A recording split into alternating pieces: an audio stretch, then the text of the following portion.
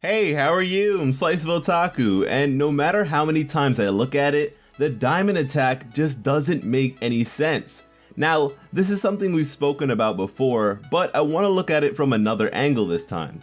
My initial contemplation for this video was, what if Rose Quartz didn't manage to block the corruption light with her shield? Which made me question if Homeworld would do anything differently at all, and that's kind of strange to me.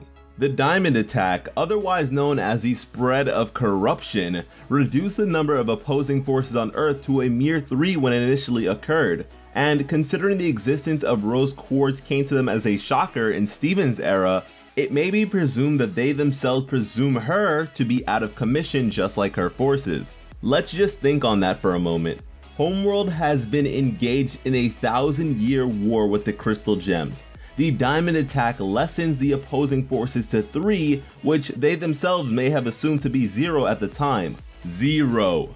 0 meaning no militant group to now get in the way of their conquest, because I mean, sure, there are corrupted gems about, but we've yet to see any corrupted gems orchestrate a sizable force with one another. It'd be the equivalent of hunting animals rather than fighting a war. But they never capitalized on this.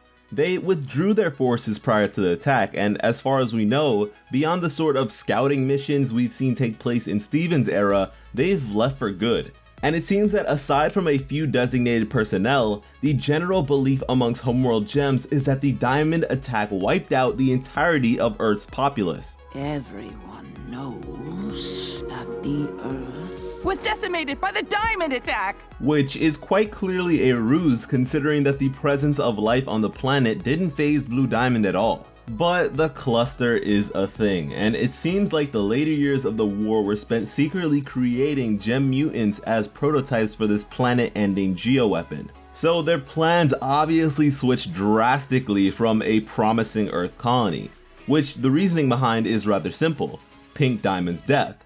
The Earth was her planet, and since she was no longer in the picture, the image of Earth in the eyes of Homeworld became distorted.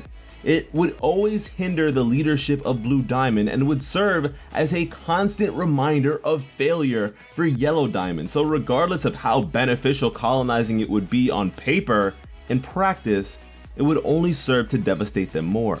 And so I wonder, if Pink Diamond was never shattered, would the Earth have ever been given up on? It's hard to say, but I don't think they would have been provoked enough to use their trump card, the Corruption Light. Something I theorized in the past to be a momentary fusion of white, yellow, and blue, with corruption being one of their abilities or attacks, which would be something brought on by immense emotional distress, making it not something they could exactly be tactical with. Which is evident based on the fact that Homeworld gems were suddenly told to evacuate with haste at a moment's notice, and those who were not fast enough would also be within their crosshairs. But the quote-unquote diamond attack would serve as a pretty good cover-up for their failure to seize the planet, amongst other things.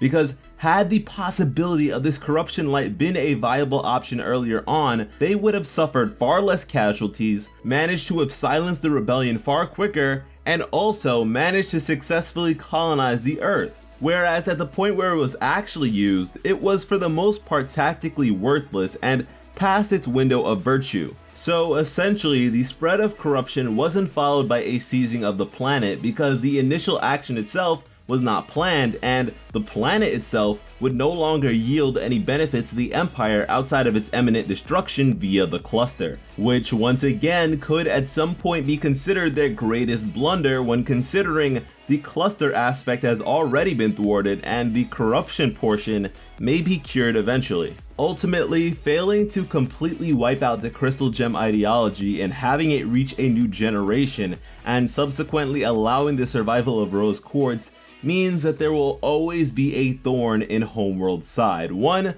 that they should have plucked when they had the chance. So let me ask you, what would you do differently from Homeworld if you were a diamond, whether it be in the past or in the current day? Let me know in the comments. Thank you all so much for watching and have an awesome day. I love you.